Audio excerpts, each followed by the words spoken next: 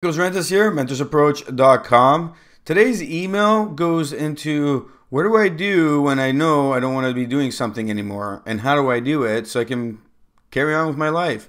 And in this email, I have somebody who's rather depressed and rather sad and rather upset and anxious, and all these emotions are coming out. And I want to just address how to get around these emotions, how to start moving forward, because we deal with it a lot, and we deal with it not just in our early time in our life, but throughout life, and we deal with it through different situations that arise in our lives that could be bad, overwhelming, or anything that could cause us to be uneasy with ourselves. So here we go.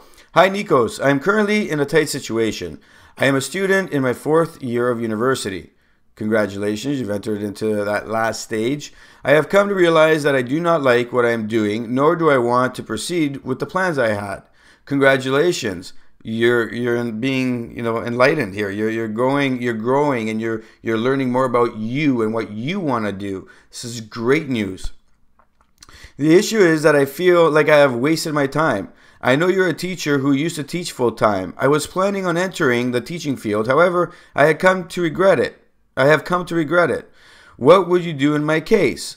It's a value proposition here where you have to figure out what value do you put on each thing you want to do in life. So if you were planning on doing the teaching because of the travel, because of the free time, because of it, being able to teach kids and help them succeed because you like what you do, then that's a high value. But if you're not seeing all those there, and the other aspects are coming in of what teaching is, and we're going to see through the email, the realities of the economy with teaching, that things change there. So apparently it is a long process and there are not enough jobs out there. Would you continue on this path? My parents are angry with me. My girlfriend left me and I hate where I'm at. I do not understand why my switch happened, but I feel like all this is a huge mess and I need some advice. Thank you. All right, so you didn't say what field you're in, but most fields have a tendency to teach you a general idea of what you're in, and then you can take that and go pursue something else. And a lot of people will go and do a history degree, an arts degree of any form. They'll do a science, they'll do whatever, and then they don't actually find the right jobs that they were looking for. What they pictured in their head does not come to be, and a lot of the times people end up in a business field. So looking at it from the perspective of what degree you have, how can you apply that to a business sense? Okay, that's what I would be going towards. What you touch base on is very valid.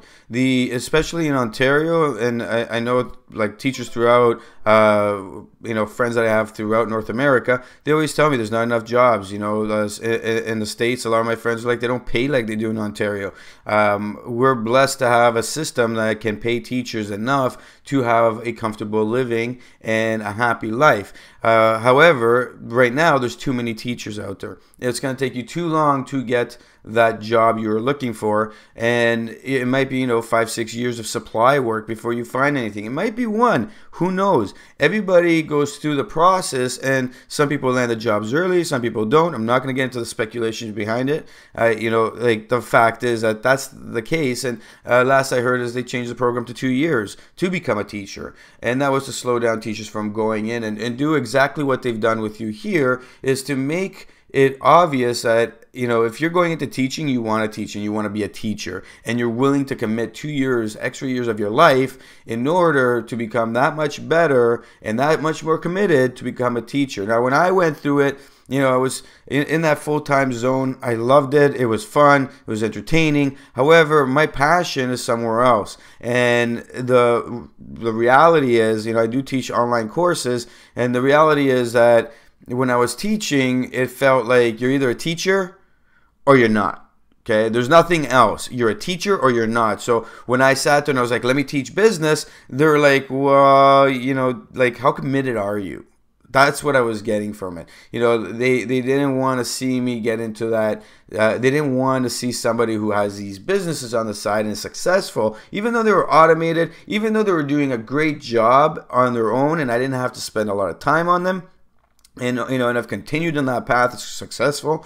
Okay, they didn't like that, because now they go, well, where are you at? What's happening? I want commitment. And I do believe that 2 years has slowed down how many teachers going in. And it's really giving those committed people that want to teach. They love the idea of having the ability to teach what they've learned, and at the same time have the flexibility and the lifestyle that it gives you, because you are off quite a bit. It's stressful during those times where you're teaching, but then you get your off time. And when you have kids, and the kids are going through that, you can go on vacations at the structured time. Everything is structured. I don't like structure personally, but like that kind of a structure is pretty healthy to anybody, even if they don't like structure. So the switch had to happen, and it had to happen at a critical time where, businesses were going great. And, I still go out and supply sometimes. I teach the online courses. I love being in that environment. I get a lot of my business ideas while I'm in that environment. I'm back engaged with students who, sometimes are smart and they say smart things. Sometimes they say stupid things that make me laugh. And it just brings me back into reality, because when you're doing your own thing and you're off doing this, these ventures, you meet all the venture people, you meet all the clients. It's a different environment when you go and teach, and you go and you're within this, pool of knowledge of different levels, with all these students just throwing different stuff at you, and you sit there and you actually realize, okay, this is reality. Now that's my picture of teaching. I loved it, but there's a lot of politics, and there's a lot of things behind it. A lot of teachers, and this goes out to the teachers that are having issues, and I'll do a whole thing on helping teachers cope with different things and how to improve different things. I was never stressed when I taught. I loved teaching, but at the same time, I had rules implemented that helped me be an awesome teacher in how I saw it. And I never had an issue, kind of like the ones I hear from other friends of mine that are teachers. And what ends up happening is, the teaching field has changed drastically.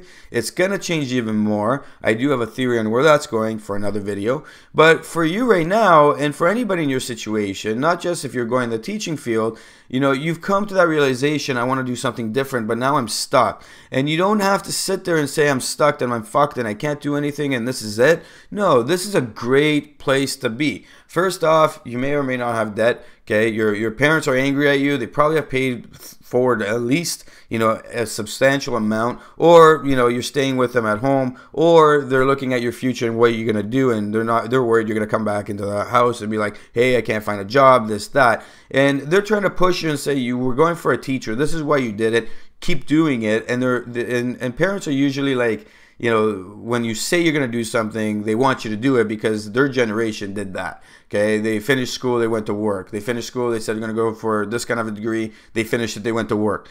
And we're living in a different society where we're trying to find ourselves. We're trying to figure out what's happy and healthy for us in order for us to enjoy our lives.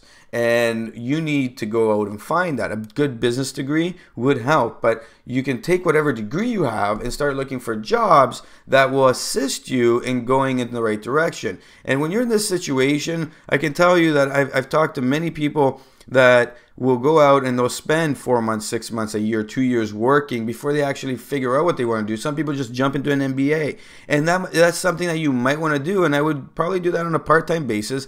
Go work, go meet people, because you never know what you're going to find. And it could be that, hey, don't do an MBA. It might be something, I've coached a lot of people going back and they went for an HR professional. And all of a sudden they're making 70, 80 grand within 3-4 years. And it was one of the best decisions of their lives. They enjoyed the whole thing of it. And then they went to work for different companies until they finally found a management position that paid them enough to enjoy what their lifestyle wants to enjoy. So your mentality has to change on this. You finish your 3 years. I remember when I was in university, some people would just drop out and they would do their general degree and that was it.